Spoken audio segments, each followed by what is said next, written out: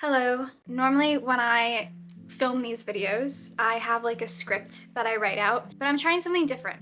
I didn't want to like write something out and do like a whole production.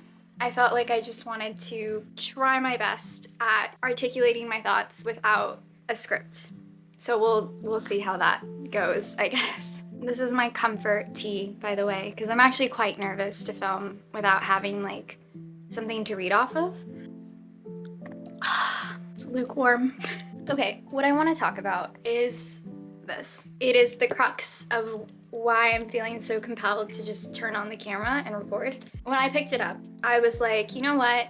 I really want like a spooky book for Halloween to read. And when I started it, I was scared. And normally books don't make me feel scared. But I was like, wow, this is pretty good. Stephen King.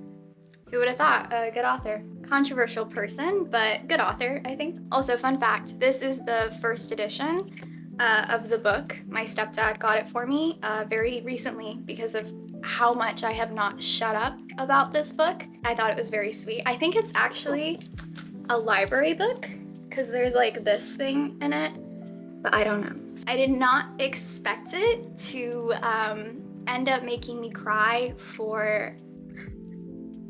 Oh my god. And Eddie is just down there. I'm very sad. The book is pretty much a coming of age story, which sounds crazy because it does not look like that at all. But it's not about a clown, and it's really, the horror is the backdrop. The main story, what it's about, is a group of friends and childhood, and it captures it incredibly well. And the thing about Stephen King is he writes phenomenally detailed characters, like so detailed that you know these people. You spend 1,000 pages with them. Whether or not you are an avoidant attachment person or whatever your attachment style is, you will get attached to these characters. By the end of it, these people in the book are like your friends. It got me to thinking about my own childhood friends, and it reminded me of some of my childhood and how many of those people I have sort of forgotten. When I was maybe 8 or 9, and this one girl who lived in my neighborhood, and she was like the only one who lived in my neighborhood because I lived in this like, it was a very weird neighborhood. No one in my school lived there. We had spent an entire school year together, and we would hang out at each other's houses. She introduced me to Studio Ghibli, which is huge. We rode the school bus together. Like, our parents were planning like a family vacation together at one point. I just remember having so much fun with her, and I couldn't remember what she looked like. I could look her in the face now as an adult, and I would not even be able to like pick her out. But I had like one of the best summers of my life with her. It made me think about this strange kind of intimacy that we only have with people who are temporary in our lives. This is also very true for like situationships. I have seen so many people, and I myself have experienced this, where some of the shortest relationships that burn so hot and so fast leave like a very strong imprint, and often I think sometimes leave some of the most painful heartbreaks. It feels like these short-lived people in our lives maybe even feel more cinematic in our memory. Like, we sort of romanticize it. As humans, we are so notorious for not remembering things accurately, ever.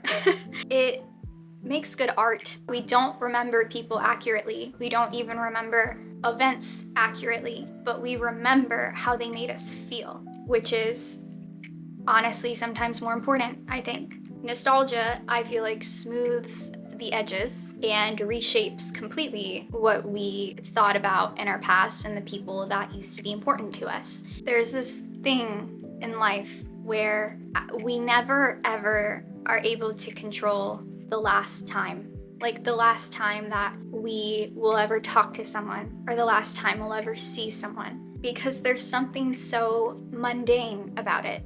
I don't even remember sometimes the last time I saw somebody or what the last time we spoke looked like.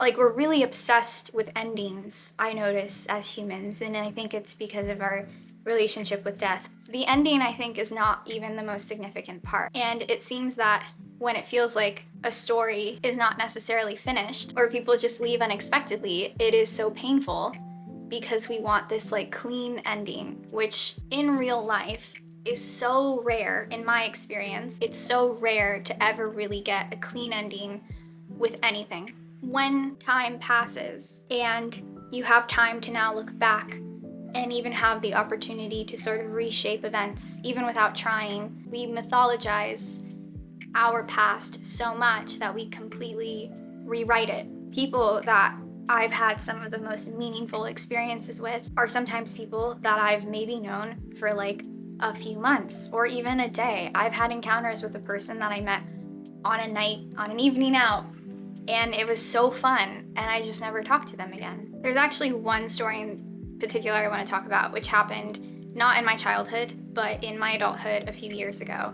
It was with a very famous person, and it was crazy. Like, it was crazy that this happened. I ended up going with one of my friends to their house to drink red wine and watch SNL. Very wholesome evening, especially with this person. I would have never expected that from them.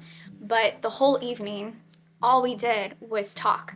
And we talked and bonded about movies, and we played pranks on each other. Like, at one point, I was hiding under their piano with them, pranking my friend. But I was recalling this because it's one of the highlights. It's one of the coolest memories, one of the memories I had the most fun. And not meeting them again, knowing that that's all I'll get, makes it so much better and so much of a stronger impact in my mind and in my memory. And it then made me think about how sometimes we develop relationships, not necessarily with these people from our past, but with memory itself, and how sometimes that is even more significant to us, if that makes sense. Sometimes I think we draw more value, like a longer duration of a relationship has more meaning, has more value, has more impact or significance, and I actually don't think that's true. I actually think that you could have a 20-year relationship with someone and genuinely have had a more significant and more meaningful relationship with someone you knew for 3 months or 3 weeks or a summer, which is 3 months. But I like really, really believe that. I think that longevity, that is not a factor truly in importance. I think it can be, but I don't think it is 100% of the time. And here's a thought. Letting people stay dead in your life is possibly a form of love. When we let go of people, I think you're preserving the version of them that mattered the most. Also, distance projects the beauty of what happened. When we step outside of it, like when people are like, just step outside of your problems and you'll see it's not that big of a deal. So this is true with people in our lives. You're able to step outside and see what mattered to you about that relationship, about these people. I think sometimes leaving relationships untouched and pure in memory is beautiful. And again, there's this strangeness of grieving people and letting go of people who are still alive. I really used to value time with people, and in the sense of how much time I've had with them. I had this deep loyalty towards my friends, to people in my life, which stemmed from other things. But I was a very loyal person, and I really, really valued people that I had a long relationship with.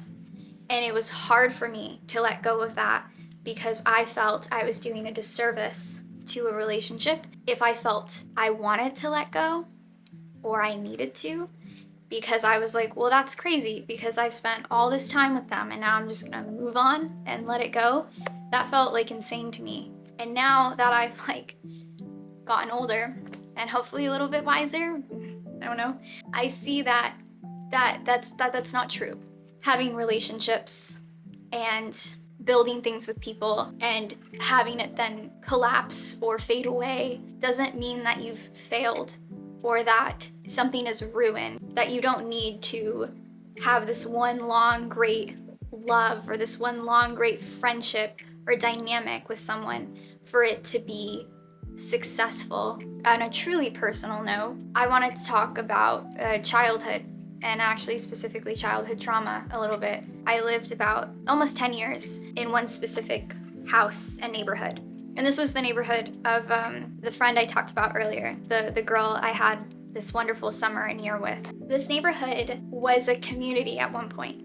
It used to have like a fire station and a community goods place. There were like actual commercial buildings, and it then over time became a full neighborhood, and the fire station was transformed into a house, the community goods store was transformed into a house, and it was this neighborhood of these generational families that sort of passed on their homes, and everybody kind of knew each other there. It very much also felt like a storybook, like it felt and looked very magical because the trees of my neighborhood had overtaken it. They canopied over the sky. You couldn't see the sky half the time. It was just verdant and green and lush. And it was around a bunch of lakes. On Halloween, we'd have like a hayride and stuff. And like on 4th of July, half the neighborhood was split by the lake. So one side would compete with the other side. And it was just this like beautiful place.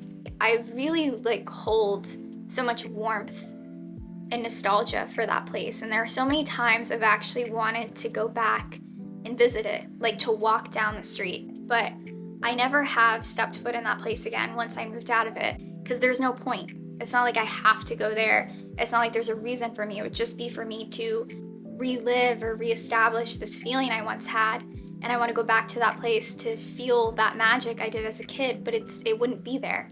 And there's a specific magic to childhood that you don't have when you're an adult. Childhood is so beautiful.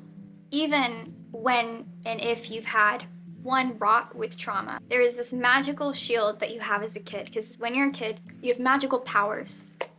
And the magical powers protect you from nearly every kind of pain. In the book, to kind of explain, the kids are able to defeat the clown because they're able to punch through this fear because of their almost innocent bravery, their innocent courage, their natural curiosity too, and also this natural hope that you have when you're a kid. It's so easy. You are so much more easily able to have hope in your life and to dream and to believe in those dreams and to believe in good and to believe in heroes, in superpowers, in the world. And I think part of the reason we're able to do that as kids is because we actually have an easier time of letting go. It might not maybe seem like natural, like that maybe might not seem like it's true, but I swear we do. Because like even if you're a kid and you go through grief, it's not that you don't feel it or you carry it later, but like you are able to sort of just live in the moment. Like your summers feel like another dimension. Like when you're an adult, you're thinking of so many other things. You're thinking about bills and the state of the world, but when you're a kid, you're just thinking about Christmas. And because of that, you're able to sort of let go of all the other things going on in your life and focus in on what is giving you the most joy, on playing with life and being curious. And you zone in on these things so acutely. And as an adult, it's so much harder. Going back to it, I need to show the book every time I talk about it because it's just so beautiful. The unresolved trauma that, is shielded from us as kids, right? We forget about it. Some things are so horrific that our mind says as a kid, nope. And then when you're an adult, that is when you unpack all this stuff that happened to you, like they do in it. They go back, if you've seen the movie or read the book, they go back to kill the clown again because they thought they squashed it, but they didn't. And they forgot all about it, and then it resurfaces. The point is they have to go back because they didn't resolve the trauma that they all shared. They do it when they're adults, and they are able to have the maturity to handle it. Part of what it means to let go of the past and let go of your childhood is to work through the trauma that you endured. And when you don't, a really good example in the book one of the characters, Stan Uris, he dies immediately. He gets a phone call. Mike Hanlon says, hey, the clown is back. You made a promise to deal with it. And Stan was like, whoa, I forgot about all of that. I have this awesome life. And the fear and his inability, his choice to not deal with his past, to not deal with what happened before, leads to his death. He's not able to move forward, so he dies. In the book, but it's also a metaphor, it's symbolic. And that's what happens, right? That's what happens. You die. And the one thing that this book tells you to actually carry forward, the one thing in life that you do carry with you that you've had from the past, that you've had since you were a kid innately is belief. It is the only way to deal with life, to deal with pain, to deal with trauma. It is the only way to live a life that has joy. It's the only way to move on with things too, is because you have to believe you can, and you have to have the imagination to do it, to see a way forward, to reconnect even with your inner child and heal the trauma that they went through, that you went through. I'm going to leave you off with a quote from it. The first line I saw, this isn't what I want to read, is "Was Ben fat?" That's the end. Before I read this, I need you to understand what is happening and why this book compelled me so much. It's not the horror, it's not all the weird Stephen King writing or anything like that. It is the crux of childhood and love and growing up. At the end, the losers, the gang, the friends, all defeat Pennywise and their traumas. Not all of them make it, however. The sad thing about this is that despite all of them having forgotten each other from their childhood and then reconnecting for 2 days to defeat it again after like 30 years of not remembering one another, they have now all reconnected, defeated Pennywise, and they all are going to forget each other again. And they don't want to, but they will. And they can't stop it. And not only are they not forgetting each other just in like a passing thought way, they will have literally no even desire to try to remember because it's so forgotten. And Mike Hanlon, shout out to Mike, he has been collecting all of their history and information and documenting everything that happened. And he realizes as he's writing, this is like technically his writing, that it's fading away as he's writing it because it'll be erased from even history itself. Even the friends that died down in the sewers, Eddie. And so his last words, June 10th, 1985, he says, "My heart is with all of them, and I think that even if we forget each other, we'll remember in our dreams." I'm almost done with this diary now, and I suppose a diary is all that it will ever be, and that the story of Derry's old scandals and eccentricities has no place outside these pages. That's fine with me. I think that when they let me out of here tomorrow, it might finally be time to start thinking about some sort of new life, although just what that might be is unclear to me. I loved you guys, you know? I loved you so much. And if you spare a last thought, maybe it's ghosts you wonder about. The ghosts of children standing in the water at sunset, standing in a circle, standing with their hands joined together, their faces young, sure, but tough. Tough enough, anyway, to give birth to the people they will become. Tough enough to understand, maybe, that the people they will become must necessarily birth the people they were before. The circle closes, the wheel rolls, and that's all there is. You don't have to look back to see those children. Part of your mind will see them forever, live with them forever, love with them forever. They are not necessarily the best part of you, but they were once the repository of all you could become. So drive away quick. Drive away while the last of the light slips away. Drive away from Derry, from memory, but not from desire. That stays. The brightest cameo of all we were and all we believed as children. All that shone in our eyes even when we were lost and the wind blew in the night. Drive away and try to keep smiling. Get a little rock and roll on the radio and go toward all the life there is with all the courage you can find and all the belief you can muster. Be true, be brave, stand. All the rest is darkness. It's so good. It is just so good. So say what you will about Stephen King, say what you will about many aspects of this encyclopedia, but there is brilliance in there, and the brilliance comes from capturing trauma, letting go, love, and childhood. Nothing lasts forever, but just because it doesn't last, it doesn't mean that it isn't real and that it isn't meaningful. Anyway, that's what I'll leave with you today. And if you stuck out with me to the end, thank you so much. All right. I don't know why I blew a kiss. Goodbye.